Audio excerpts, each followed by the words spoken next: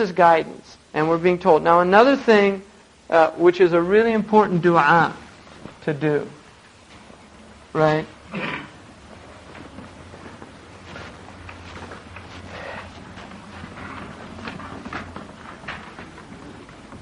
And he doesn't mention it in here, but Sidi Ahmed Zarruq mentions it in the Nasiha.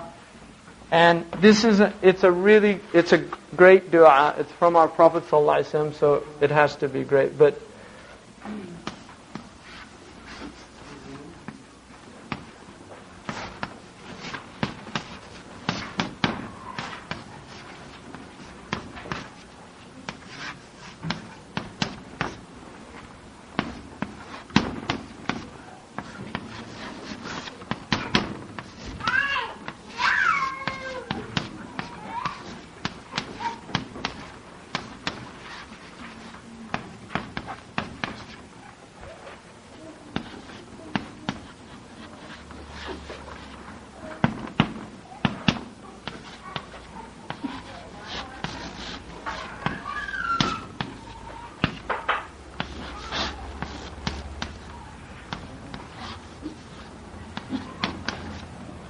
to do this 3 times in the morning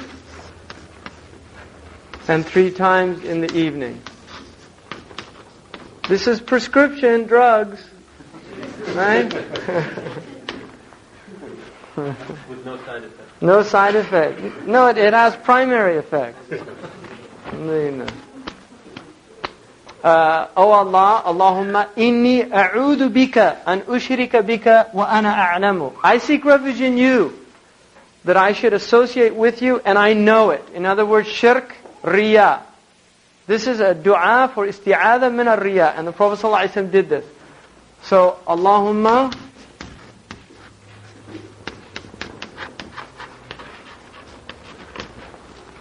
inni a'udhu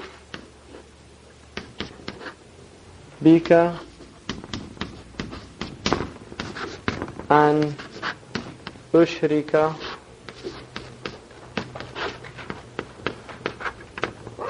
ushrika bika wa ana a'lamu.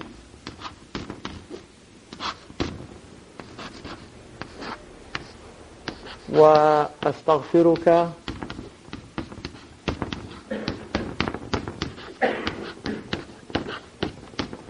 min kulli. And there's a riwayah mimma la a'lamu. The one Sidi Ahmed Zarruq gives us min kulli ma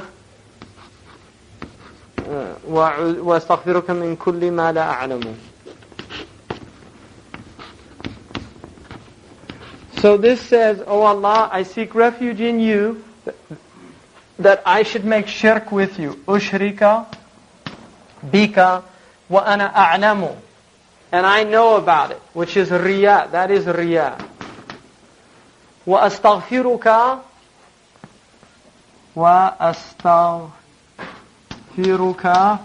min kulli ma la a'lamu. And I ask forgiveness for anything that I'm not aware of. Because there's shirk that you're not even aware of. In other words, riya is very subtle and it gets more and more subtle as the more you work on yourself. Alright? So, and I mentioned the story, one of the Salaf used to pray for 40 years, he prayed every day in the first line, and one day he was late, and he didn't want to go in because he didn't want people to see him in the later lines. And he said that he realized 40 years he was just showing off. And so he repeated all of his prayers for 40 years. Now the ulama use that example just to say, you know, sayyat hasanat al-abrar, sayyat al-muqarrabin. The good actions of righteous people are the bad actions of people that are in the presence of Allah. So it just gets finer and finer. And so I wouldn't, you know, I mean, what we really worried about is literally, we're conscious of it. And we just have to ask Allah to forgive us for anything we're not conscious of. And that's what this dua is. And it's from the Prophet ﷺ. So in it is a shifa. وَنُنَزِّلُ مِنَ الْقُرْآنِ مَا هُوَ شِفَاءٌ وَرَحْمَةٌ لِلْمُؤْمِنِينَ. We reveal in this Quran what is a shifa, a healing for the hearts, and a rahmah. Right? Shifa'un lima fi sudur. Right? It's a shifa for what's in the hearts. The Quran is a shifa. وَنَشْفِي صُدُورَ قَوْمٍ مُؤْمِنِينَ. And we cure, Allah says, nashfi صُدُورَ وَيَشْفِي, the Quran, وَيَشْفِي صُدُورَ قَوْمٍ مُؤْمِنِينَ. And the Quran cures the hearts of believing people. Right? So, the heart can be cured, and this is one of the du'as. Because the Quran tells us to, وَمَا أَتَاكُمْ الرَّسُولُ فَخُذُوهُ. What the Prophet gave you, take it. So he gave us this, so it's a really good du'a to do every day, at least 3 times a day. And then he says, and this is really, look at this. He says, لِزَمَنِ الْقَلْبِ مِنَ الرِّيَاءِ يُلْفَى دَوَاءً أَيَّمَا دَوَاءِ. As for the chronically diseased heart that results from constantly showing off by doing good works, even it will find a cure in this. And what a cure. So he's letting you know this is serious treatment for this disease. Alright, so people believe it and practice it, and inshallah you'll see the results of it, bi'idhnillah. And then he says, أَمَّا الرِّيَّا بِسَتْرِ ذَنْبٍ أَوْ خَنَا فَوَاجِبٌ كَمَا إِبْنُ زُكْرِ بَيَّنَا. He's saying, as for hypocrisy, and here riya is closer to a type of hypocrisy that relates to veiling your wrong actions, hiding your faults. This type of riya is a riya that is wajib, according to Ibn Zukri. In other words, if somebody says to you, did you ever drink alcohol? You say, I never drank alcohol. If somebody asks you, did you ever steal? And you made tawbah from that. Then you say, no, I never did that. He's saying that that's something that's not riya. That's actually that's actually really important. It's wajib. It's not considered a lie by Sharia. And I'll tell you why. My note there is that this is in fact a type of riya if the person desires others to consider him better than he is by concealing his misdeed from them. In other words, it becomes a riya when you're doing it because you want people to think you're better than you really are. But it is an obligation to conceal one's wrongdoing, not for this reason, but so that misdeeds are not taken lightly by the community. Because you see, if I don't know that you've drinking alcohol, and I say, have you ever had alcohol? And you say, yes. I say, oh, then I'm not that bad, you know. You see, it kind of, it lessens the whole enormity. Because kabira means enormity. The word in English language, enormity, means a great evil. It's very similar to kabira. Kabira is an enormity. You don't want to make little of enormities. You want the society to actually respect. And I just added in there that although, because if people freely admit their transgressions, this leads to complacency and lack of shame. And although there's an obvious hypocrisy inherent in this, it is really a type of homage that vice pays to virtue, in order that virtue can act as a deterrent to the inurement of deviation in the social arena. In other words, you know, vice, in a healthy society, virtue is the norm, is the ma'ruf, and vice is the munkar. In an unhealthy society, the opposite occurs.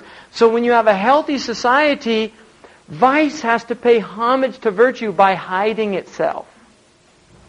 Do you see? So it's really, it's not a hypocrisy, it's a respect for virtue. And that's why the Sharia is honoring it. And the danger, see, this is what like Freud said. No, this is all hypocrisy, and really you're all seething with sexual lusts and with desire and all these things. So just let it all come out and you'll be healthy. And now, you know, welcome to 1998, right? Seriously. Where it's all, I mean, unbelievable. Newsweek, you can't really even read it now. It's the last few issues are unbelievable. The stuff, and there's no shame. None. I mean, this guy Will, writing, it's pornographic, and he's like a conservative commentator for Time or Newsweek or something. And there's no shame, because they're no longer paying homage to virtue. They don't even have the shame to hide it all. It's all like, the problem here is not what he was doing in the room. That's all fine. There's we all this, no big deal. The problem is he lied about it. I mean, this is really the whole, so it's become all sick and perverse. And even some people are saying, well, big deal, everybody lies about that. It's not like lying about something really big. But it is big, it's an enormity. How did it become such an insignificant thing? Because in this culture, in the 1960s, in most cities in the United States, if an 1960s people, if an unmarried girl got pregnant, she disappeared. She disappeared from the community. And about 7 or 8 months later, she showed up again. And they say, oh, well, she went off, to stay with her grandparents. What she did was they sent her to a place to have her baby, and then they put the baby up for adoption. She came back into the community, and nobody knew about it. Because there was shame. That's 1960s. Seriously, that's not that long ago. In 1968, a woman was kicked out of Radcliffe for living with a man in the same apartment. 1968, Radcliffe was, at that time, still considered a reasonably radical place. And they kicked a girl out for living. Now there's co-ed dorms. I mean, who cares? So how did it get from that? It got from that by having, big deal. Who cares? Belittling it. So Islam says, no, it's better to have that hypocrisy, because what it is really, it's honoring virtue. That's the important thing. It's not that there's that hypocrisy. That's seen as less harmful than what happens when it's all let it all hang out type attitude. Big deal. That is what's dangerous, not the hypocrisy. And this again is the idea in Sharia of lesser of the two evils. They're both evil. You can see that. Obviously nobody wants to be a hypocrite or tell lies or say, no, I never did something and you did it. But the point is, the Sharia is saying there's a greater evil in saying that you did it. Because it's going to lessen the impact of the action when other people start saying, oh, he's doing that too? Or, oh, he did it? Oh, well, maybe it's not, that bad. So instead of having that attitude, no, of course not, I would never do that. Because there's a shock. Seriously, this is really serious stuff. And this is how the Muslims viewed the world, right? Is that there was shame, right? But you're saying that the intention is important. I mean, you're not lying to show yourself as a better person. Right. What you're doing is you're trying to, what you're doing is you're recognizing you don't want this other person to lessen their fear and their disgust in the wrong action. That's the important thing.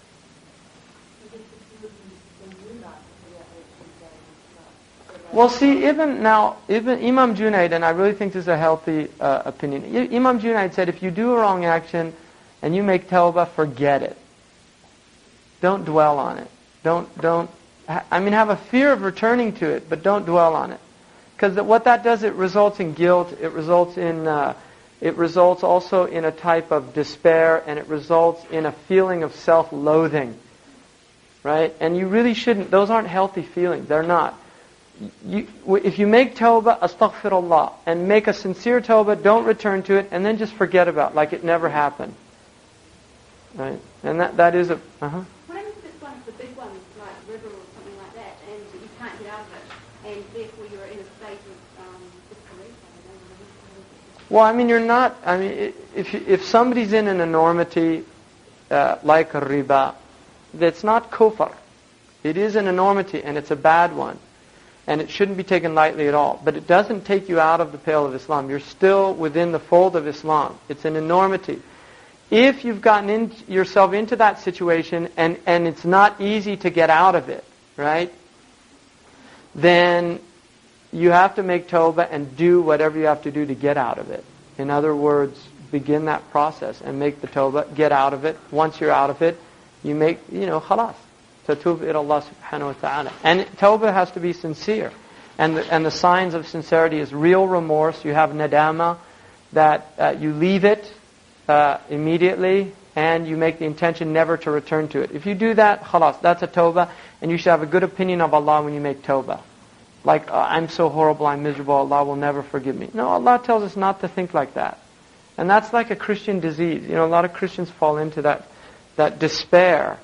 It's interesting, there's a lot of complexity in Christianity, because they do have that tendency, and then the other tendency, like the Baptists, in Baptist Christianity, you can be the most outrageous person and really completely be convinced you're saved. And there's a Baptists that are like that. That's why Baptist ministers, it's kind of this notorious thing, the Jimmy Swaggart syndrome, is that they really can do these horrible things and then get back up on the pulpit, and it's not a shock to Baptists. It's because devil got you that time, you'll get him the next time,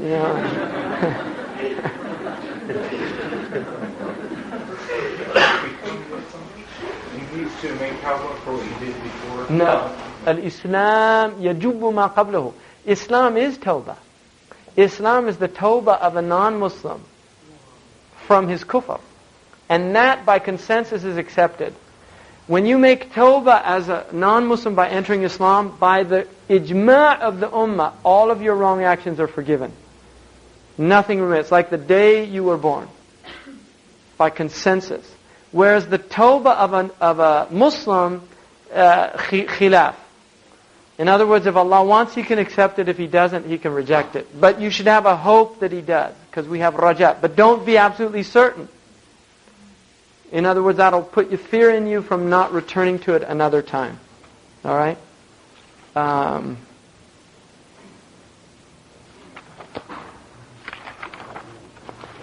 I think inshallah, we can stop there.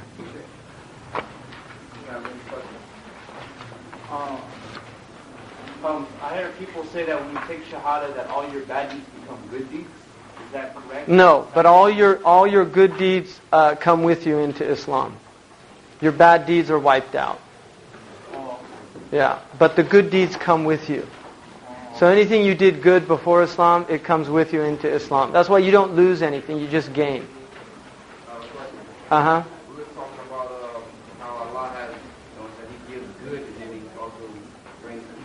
And I didn't understand how evil comes from Allah. That's a really good point. We don't say that Allah brings evil, but we say that Allah, within the decree of Allah is good and evil. In other words, Allah has measured out good and evil. It's going to exist.